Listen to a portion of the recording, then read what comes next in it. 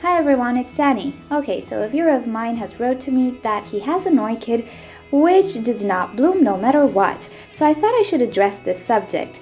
And it's a long topic to discuss about, but I will try to be as coherent as possible. So in the first part of this video, we will take each sort of variety or species of orchid, and I'll tell you the cultural problems you might encounter and why your orchid doesn't bloom based on the environment you have.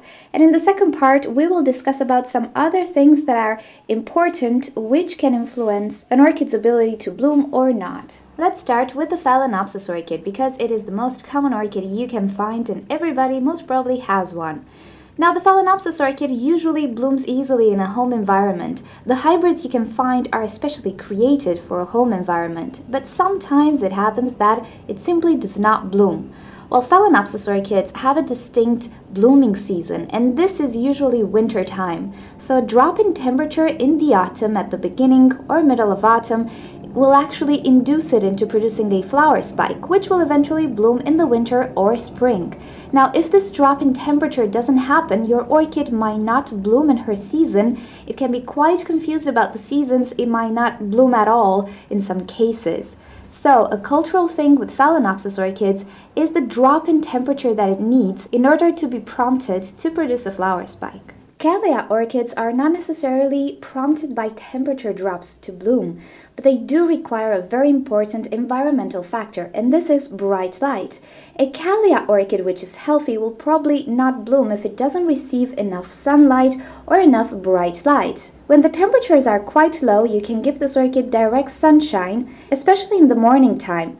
If the temperatures are a bit too high and there is a chance you might burn the leaves, you can use a shading cloth or you can place the orchid in a bright location, the brightest you can. For these types of orchids, I believe the main environmental issue is insufficient light. Similar to Camellia orchids, Oncidium orchids might not bloom if there isn't sufficient light. They don't require the same high quantities of light as a Camellia orchid, but they do enjoy bright light. So sometimes a non-blooming Oncidium orchid can lack bright light. As far as temperatures go, some say that Oncidium orchids can be prompted by a drop in nighttime temperatures. I personally did not experience that. I have Oncidiums that bloomed no matter the season, so I'm not sure if temperature is an issue, but bright light definitely is. Miltonias and Miltoniopsis hybrids have a thing for moisture, in the pot as well as in the air around them, so a non-blooming Miltoniopsis, Miltonia, or their hybrids can lack moisture. Whether the environment is too dry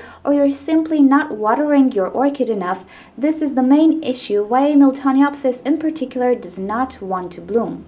Other reasons can include too high temperatures. These orchids are cool growers, so in the cooler environments they will bloom a lot better. Dendrobium nobile orchids are among those orchids which cannot bloom if they don't receive a change in their environment. And by this change, I mean a cold winter rest. Lack of water, lack of fertilizer, and cold temperatures induce these orchids into producing flower buds.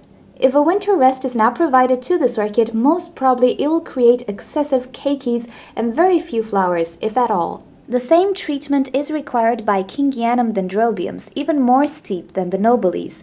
Another type of dendrobium which needs a winter rest is the deciduous dendrobium, which loses all its leaves in the wintertime. So if these types of dendrobiums do not bloom for you, it is definitely because they did not receive a proper winter rest. Vanda orchids, being that they are warm-loving plants and sun-loving plants, might really not bloom at all if they don't receive direct sunshine and bright light, and also if they don't receive enough hydration. Most people grow Vanda orchids in a basket without any media, but this means the orchid needs daily watering, also very good fertilizing.